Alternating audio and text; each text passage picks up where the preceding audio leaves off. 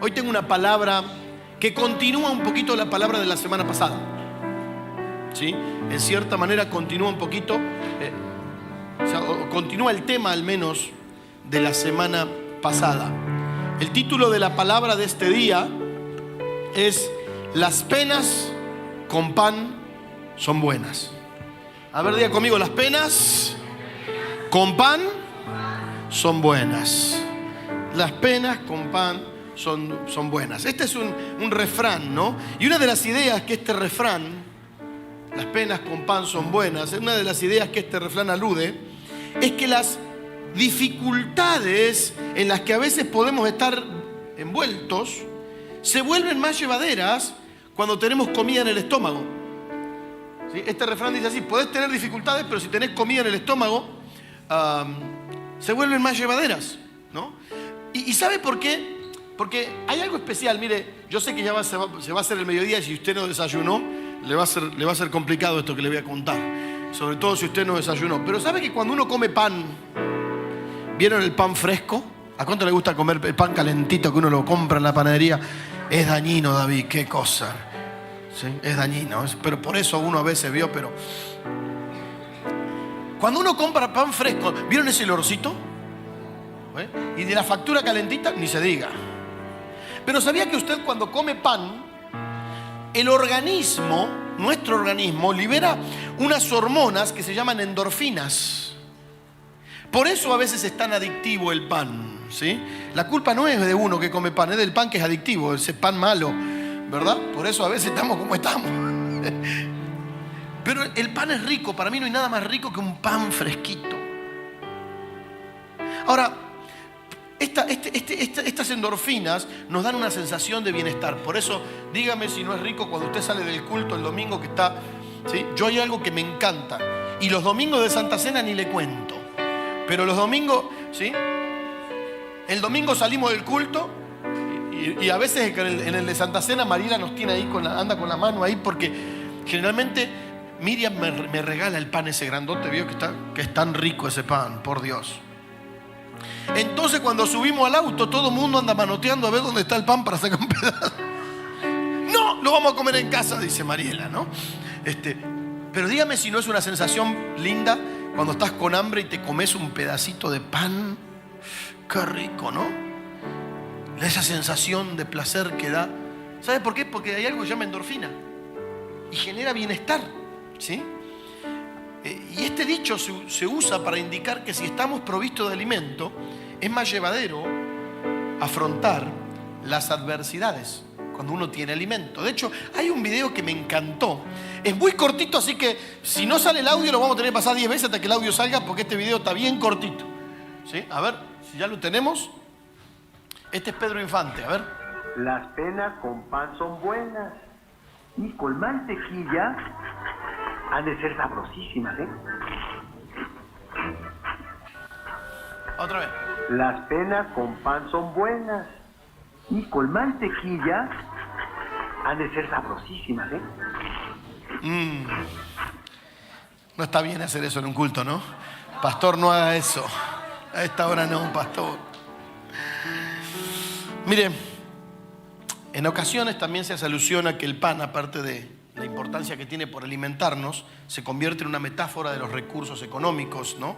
Porque las penas en las son más difíciles de sobrellevar si no hay nada. Sin embargo, hoy quiero hablarte de eso. Quiero hablarte del pan. Hoy quiero meditar en la palabra del Señor acerca de lo que Dios nos prepara en tiempos de lucha, en tiempos de cansancio. Dios prepara pan. Diga conmigo: pan. Dios nos prepara un pan.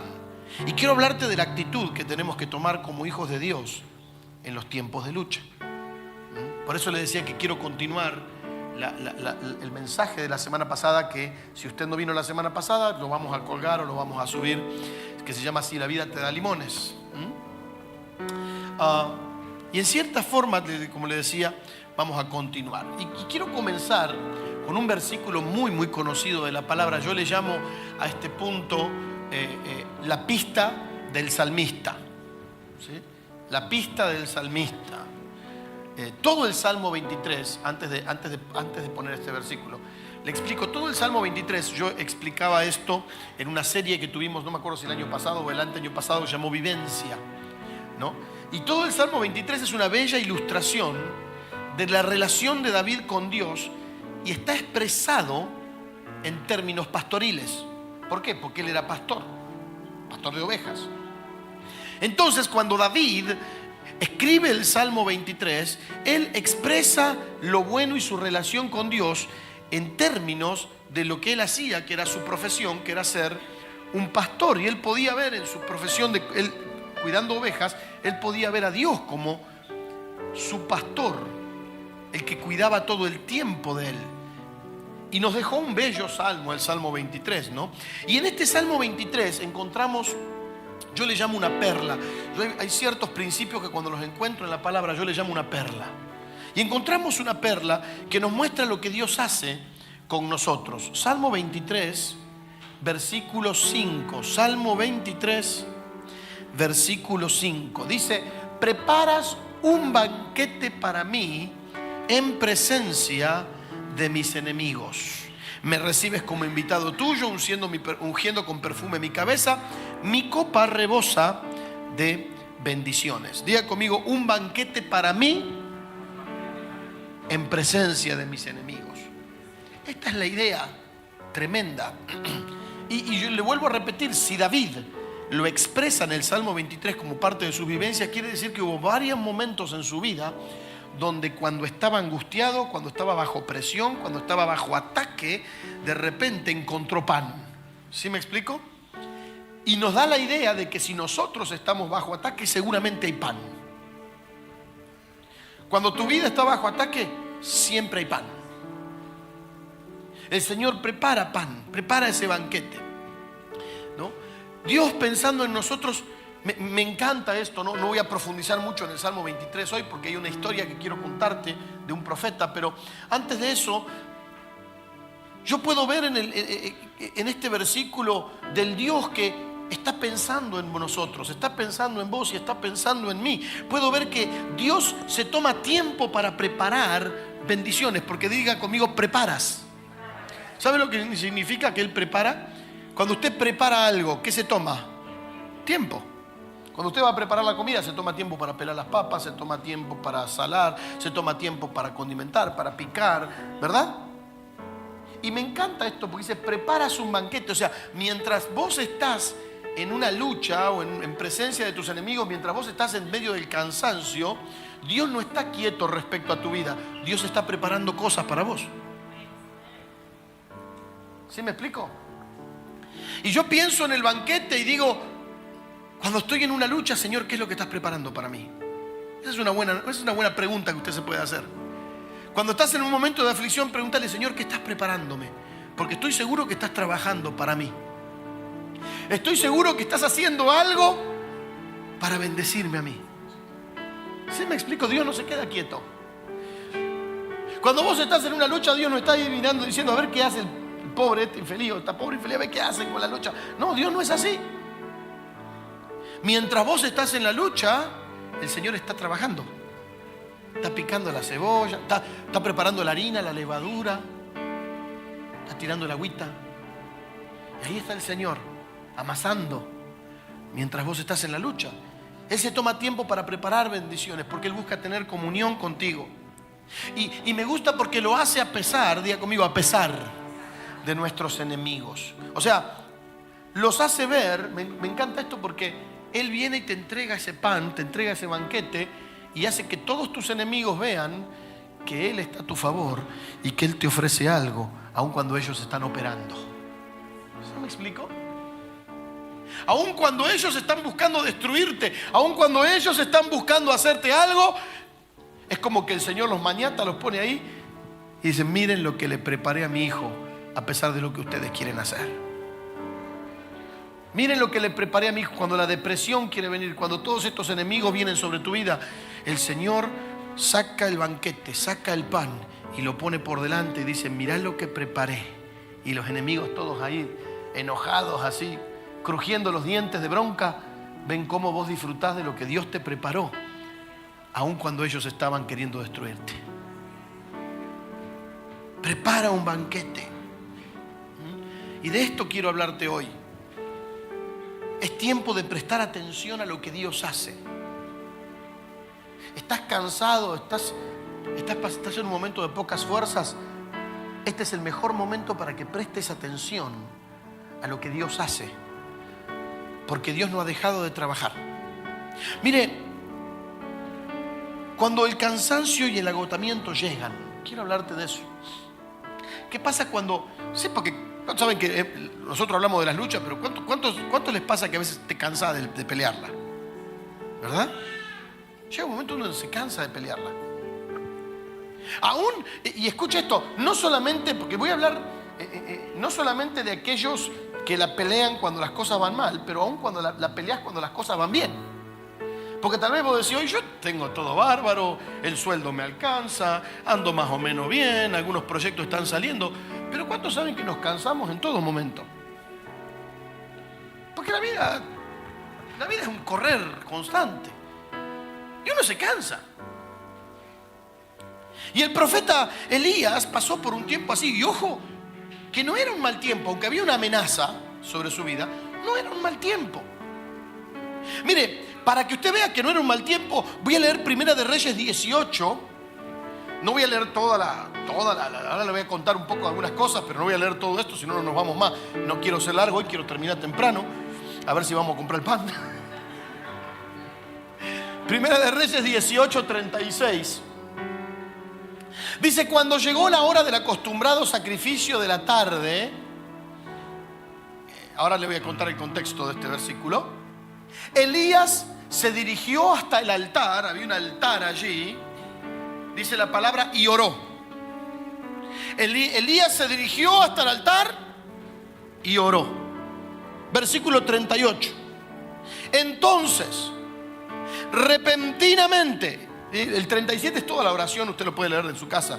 Pero cuando él estaba orando, dice, entonces, repentinamente descendió fuego del cielo y quemó el becerro, la leña, las piedras, el polvo, e hizo que se evaporara el agua que había en la zanja. Versículo 39, y cuando los que estaban allí vieron esto, se inclinaron con sus rostros en tierra gritando, el Señor es Dios, el Señor es Dios. Mire qué tremendo. Imagínese usted que usted llega a un lugar en presencia de una multitud de gente y usted se pone a orar a Dios y de repente el Señor responde y sucede todo esto y la gente empieza a gritar, el Señor es Dios, el Señor es Dios. ¡Wow! Uno dice, ¿qué campaña nos mandamos por Dios? Ahora le voy a hablar de la campaña. No lo anotamos ahí lo de la campaña, pero bueno. ¡Qué campañón que tuvimos! ¡Qué reunión que tuvimos! ¡Qué cosa más tremenda!, ¿no? Y Elías era el que había orado. Mire, para hacerle un poquito rápido, ¿qué es lo que había pasado con Elías hasta este momento? Elías había preparado un altar. Y preparar un altar, la palabra no dice que él mandó a preparar el altar, dice que él lo preparó. ¿Y sabe con qué se preparaba un altar en ese entonces? Con piedras. ¿Y cuántos saben que las piedras pesan? Pero no eran con cantos rodados, así chiquitos. Un altar se preparaba con piedras grandes. Entonces había que buscar piedra y era en la cima de un monte. O sea, había subido al monte. Yo quiero que usted lo piense en términos de cansancio. Había subido al monte. Había agarrado piedras grandes. ¿Cuántos alguna vez laburaron así agarrando piedras? ¿Cuánto les tocó? A mí, yo me acuerdo que a mí me tocó. Hubo un tiempo de mi vida que éramos estudiantes de la escuela bíblica y estábamos para servir en lo que sea. Y servíamos y nos llevaban temprano, íbamos a un lugar llamado San Miguel Allende, y la iglesia en aquel entonces había comprado un terreno que estaba así en una bajada. Entonces en la parte de abajo del terreno, en una esquinita, habíamos construido un saloncito de chapa. Nos juntábamos, sería como este tamaño más o menos el saloncito, ¿sí? Que habíamos construido, pero era todo chapa, ¿sí? Con maderas y chapas, todo chapa, paredes de chapa, techo de chapa. Y me acuerdo que el pastor, un hermano argentino llamado Pablo Pérez, le había dicho a nuestro pastor, nos gustaría, si los chicos nos pueden ayudar, porque estábamos trabajando duro, queríamos inaugurar ahí. Así que nos llevaban a nosotros a las 6 de la mañana, llegábamos allí y empezábamos a laburar pico y pala teníamos que enderezar una parte para hacer el salón y teníamos que mover piedras. Así que cargábamos unas piedras grandes así en la carretilla y de ahí lo llevábamos a un costado y hemos hecho un montículo de piedras para poder allanar el lugar donde después íbamos a hacer el firme para la iglesia, para el piso del salón. Y las piedras cómo pesan, ¿eh? Decir que en ese entonces teníamos, mire, nosotros estábamos jóvenes y si una cosa entendía el pastor Pablo, me acuerdo, era que a los jóvenes les gusta comer. Así que algo que hacíamos, nos preparamos un montón de comida y nosotros le dábamos para adelante, ¿viste? Y laburábamos un montón. Y es pesado laburar con piedras. Cargar piedras es pesado. Elías preparó un altar con piedras y después dice la palabra que se hizo toda una zanja alrededor de ese altar, o sea, con el pico. Te imagínese, las piedras, después la zanja. Porque había toda una zanja, ¿no? Suena muy romántico cuando uno lee la historia de Elías en el Carmelo, qué hermoso. Pero para cuando él oró, le dolería el ciático, no sé qué, tenía que hacerle masaje a algún chino, algo que le camine por la espalda, porque había cavado una zanja. No solamente eso, mató y cortó en pedazos un buey. Ahora, imagínese usted, después de hacer todo eso, matar un buey y cortarlo en pedazos. Dice que lo hizo Elías. Ahí estuvo Elías con la carne, matando, cortando el buey. Mucha gente quiere orar y que el fuego descienda, pero no vemos a veces el laburo que hay detrás de eso. A veces queremos un avivamiento, pero Señor, por favor, el avivamiento lo quiero disfrutar el domingo de 10 a 12 del mediodía, no más. No, lleva mucho trabajo, mucho esfuerzo.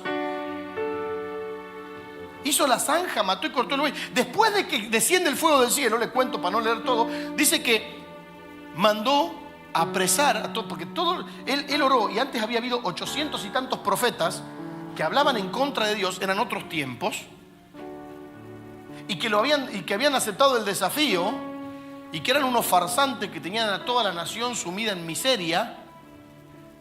Y cuando desciende el fuego del cielo, que el pueblo dice, el Señor es Dios, ¿sabe lo que le dice Elías?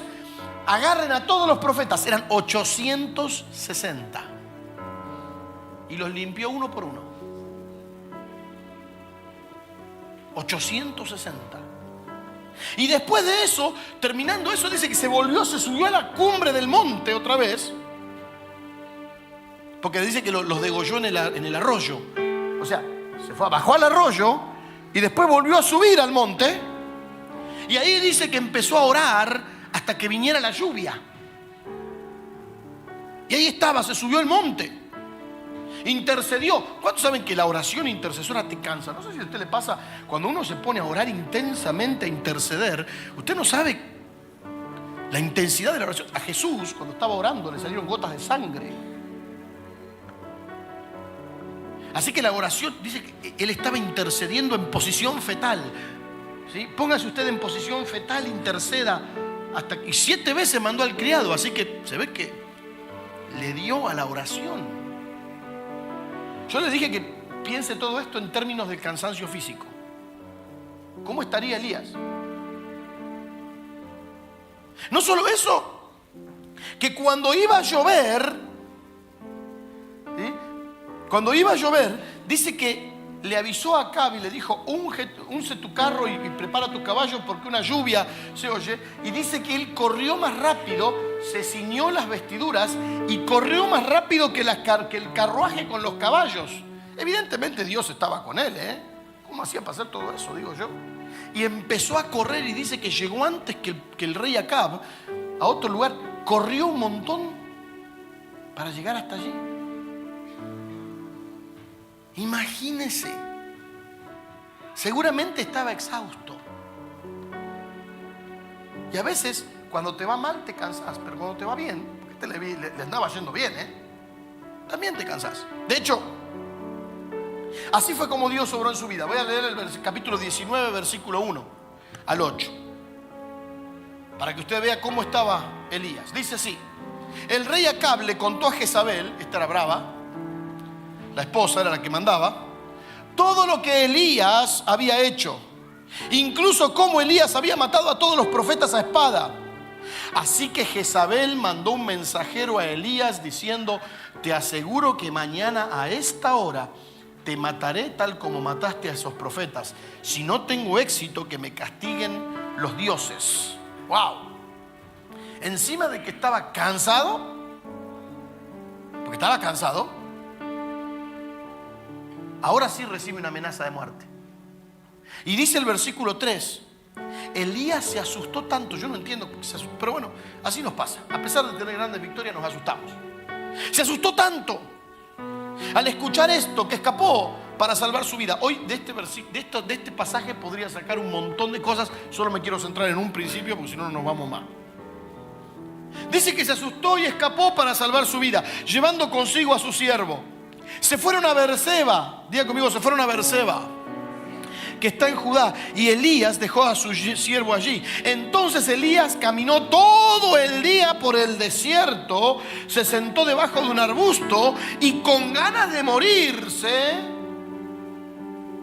dijo: ya basta, Señor, déjame morir, que no soy mejor que mis antepasados. Entonces Elías se acostó allí debajo del arbusto y se quedó dormido, y un ángel se acercó a Elías, lo tocó y le dijo: levántate y come. Entonces, versículo 6. ¿Sí lo estamos leyendo o no? ¿No? A ver. Se tildó. Bueno, siempre pasa eso con estas cosas, che. Escuche bien. Entonces Elías se acostó. Bueno, yo lo voy a leer. Versículo 6. Elías vio que muy cerca había un pan. Escucha esto. Cocinado sobre un fuego de carbón y una jarra de agua. Elías comió y bebió y luego se volvió a dormir. Más tarde, el ángel del Señor se le acercó otra vez y tocándolo le dijo: levántate y come. Si no lo haces, no tendrás las fuerzas necesarias para el viaje. Así que Elías se levantó, comió y bebió.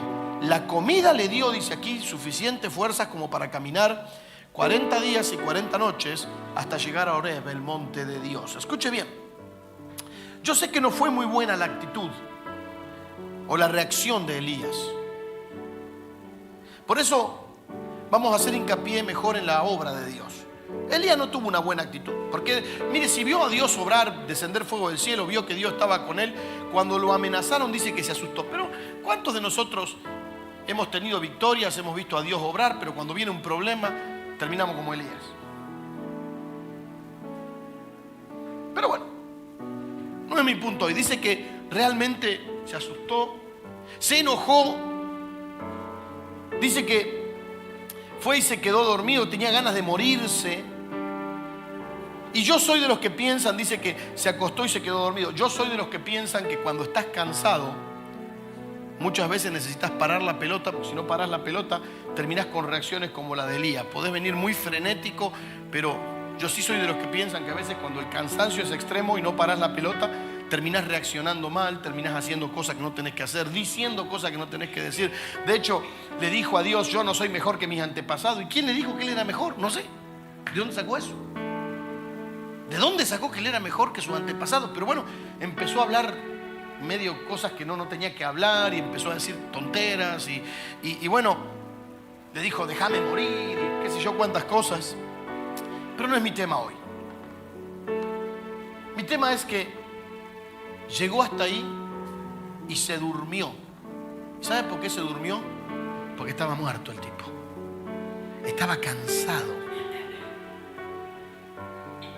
Tanto el éxito como las amenazas, como los problemas, te llevan a cansarte. Y cuando estamos cansados, terminamos allí dormidos. Pero ¿sabe qué es lo interesante de aquí? Elías le dijo: Señor, déjame morir. Algunas versiones dicen que le dijo: mátame. Ahora, la verdad, lo interesante de esto es que Dios no había terminado con Elías. Dios no había terminado con Elías. Él le dijo: déjame morir. ¿Y quién sos vos para decirme cuándo yo te voy a dejar morir? Vos te vas a morir cuando yo lo diga, no cuando vos lo digas.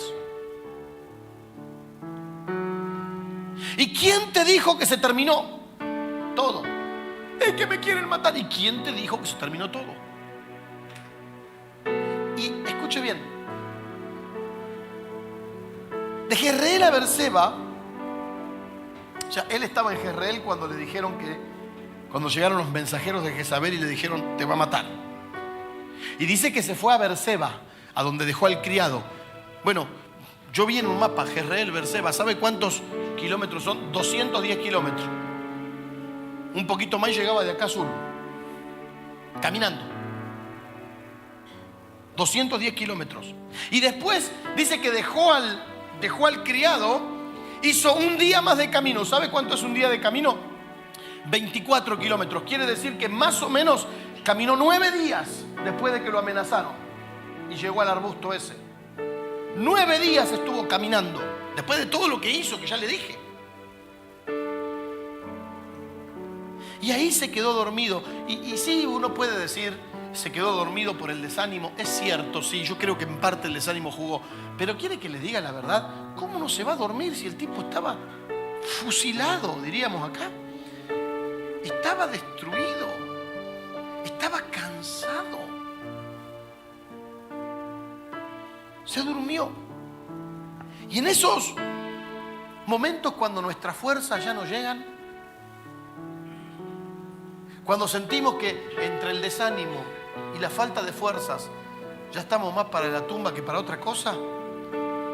Y esta palabra no sé si para todos esta mañana, pero sé que para varios, ahí es cuando Dios interviene. Y ahí apareció el ángel y lo despertó. Y le dijo, levántate y come. ¿Y sabe lo que había ahí? Un pan. ¿Quién había preparado ese pan? Dios mismo. El Dios que dijo el salmista que prepara un banquete en presencia de tus angustiadores.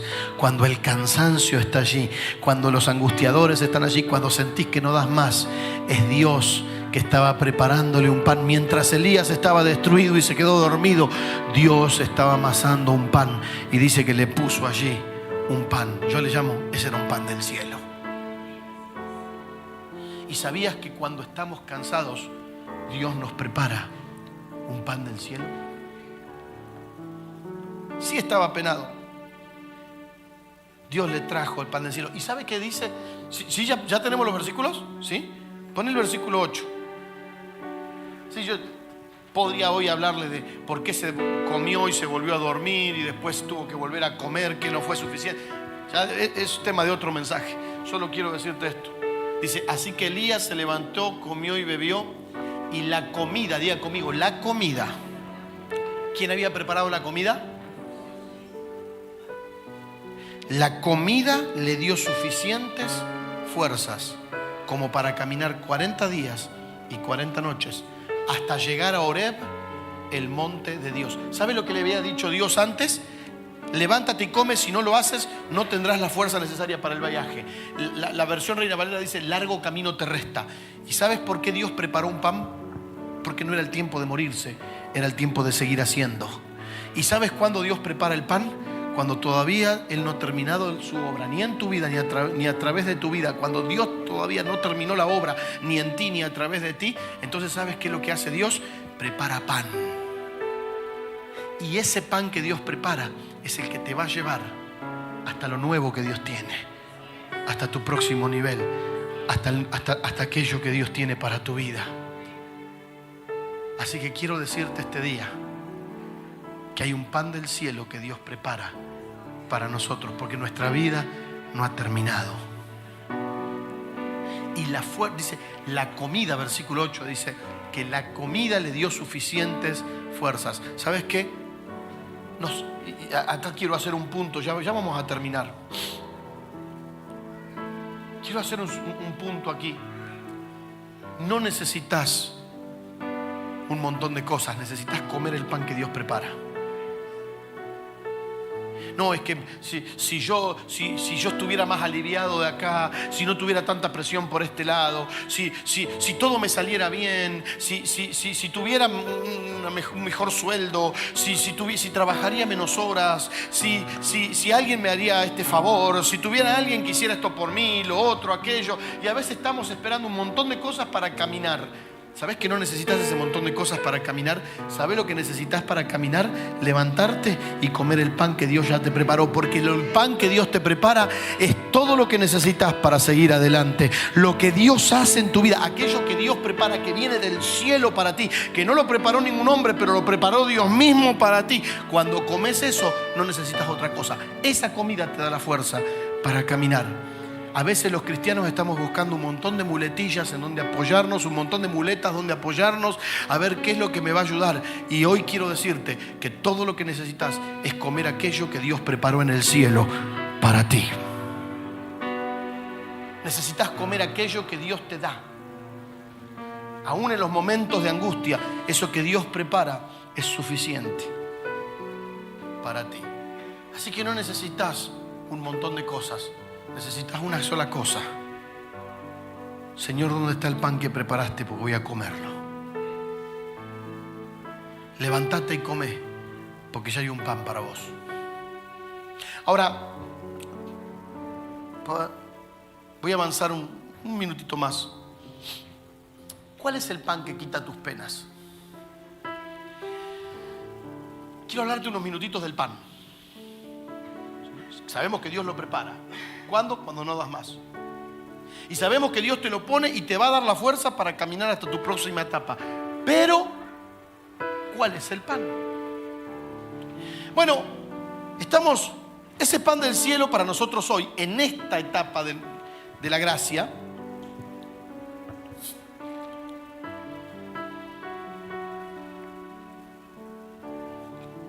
en esta dispensación, es fundamental que entendamos cuál es el pan que Dios nos da. Y por eso quiero avanzar un poquitito más en la palabra. Y quiero hablarte de cuál es el pan que Dios tiene para los cristianos de hoy. Eso era para el profeta Elías en el Antiguo Testamento, era un pan, una torta cocida. Pero ¿cuántos saben que el Antiguo Testamento está lleno de figuras que eran sombra de lo que hoy vemos y vivimos? Bueno, entonces, ¿cuál es el pan de hoy, de estos días, que Dios te prepara? Primero, el pan que Dios nos da, nos prepara, se llama Jesucristo. Jesús está justo a nuestro lado en el tiempo de debilidad y no te va a dejar solo ni desamparado. Él dijo en Juan capítulo 6, mire Juan capítulo 6, versículo 32. Dice, Jesús les respondió, les aseguro que no fue Moisés, estaba hablando con los fariseos, dice, les aseguro que no fue Moisés el que les dio a ustedes el pan del cielo. Mi Padre es el que da el verdadero pan del cielo. Diga conmigo, mi Padre es el que da el verdadero pan del cielo. El pan que da Dios, escuche lo que dice, es el que baja del cielo y da vida al mundo. Y le dijeron en el versículo 34, Señor, danos siempre ese pan. Diga conmigo, ese pan. Si hay muchas otras cosas que le podemos llamar pan y que vos crees que van a alimentar tu vida y van a saciar tu vida, practicás. Y no digo que está mal, que está bien practicar un deporte, disfrutar de la vida, salir de vacaciones. Todo eso es muy lindo. Pero escúchame bien, hay un solo pan que te va a saciar. Y esta gente le dijo, danos siempre ese pan, o sea, el que viene del cielo. Está bien tener bienes materiales, acumular cosas, está muy bien, no estoy en contra de eso. Pero escuchá, la gente le pidió ese pan, el que el Padre envió. Y Jesús les dijo en el versículo 35, muy conocida escritura, yo soy el pan que da vida. El que viene a mí, escucha esto, el que viene a mí no volverá a tener hambre y el que cree en mí no volverá a tener sed. Mire, Él es el pan de vida. Y vos podés tener muchas cosas en la vida, pero Jesús dijo, para no volver a tener hambre, tienen que venir a mí. Todo lo que necesitas es Cristo Jesús. Él es el pan. Y hay un segundo pan que veo, o una segunda comida que Dios prepara, que te alimenta. Y si estás metido en eso, no hay pierde, no te vas a perder. Escucha bien, Juan capítulo 4. Juan capítulo 4 es la historia de Jesús y la mujer samaritana. ¿Se acuerdan ustedes de esa historia que habló al lado del pozo? Bueno, Juan capítulo 4, después de que llegó toda la gente que la mujer samaritana le predicó y Jesús estaba allí, dice el versículo 31, mientras tanto los discípulos le rogaban a Jesús. Él estaba ministrando, hablando, estaba sanando a la gente, estaba bendiciendo a la gente, y los discípulos le dijeron: maestro, come algo. Y en el versículo 32 él les dijo: yo tengo una comida que ustedes no conocen.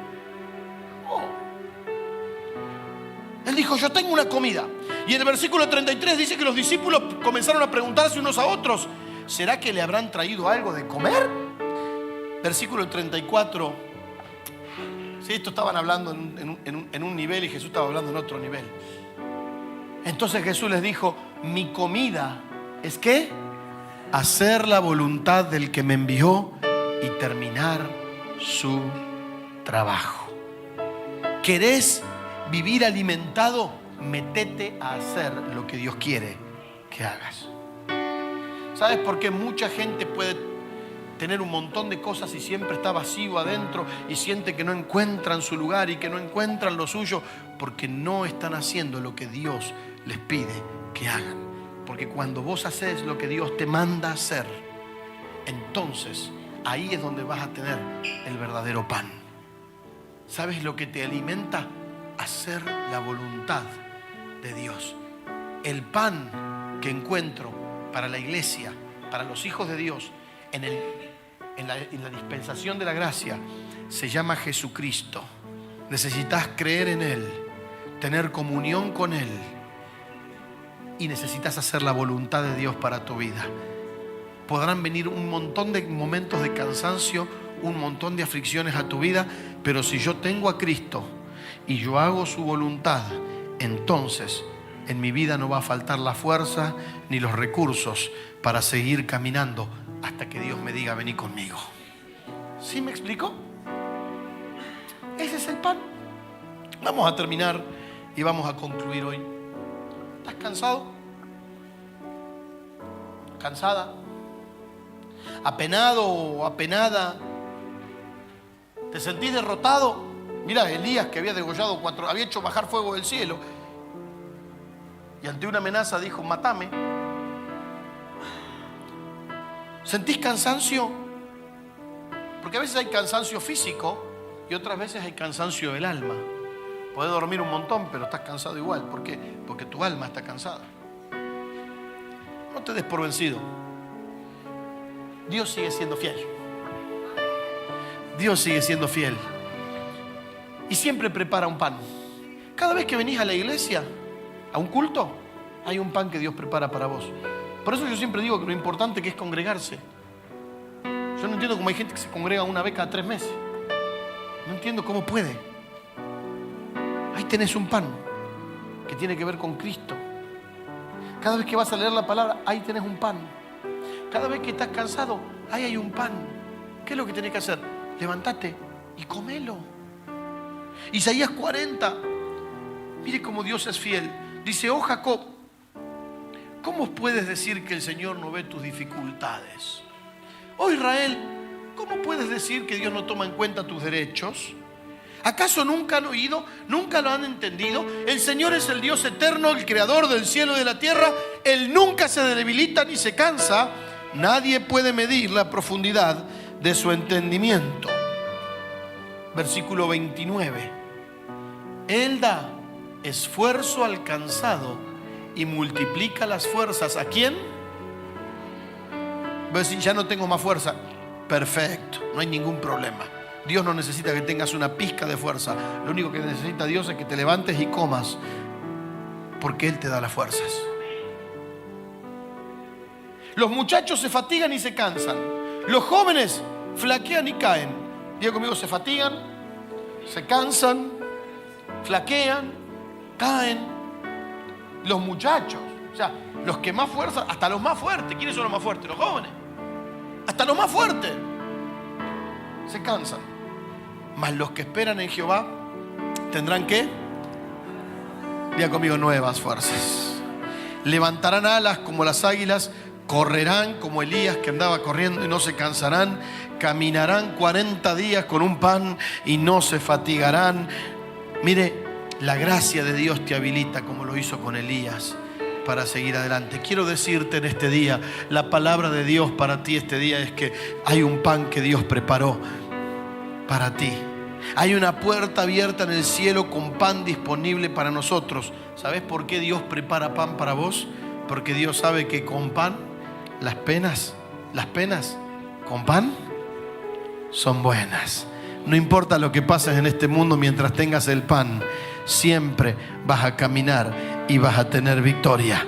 Las penas con pan son buenas. Ponte de pie este día.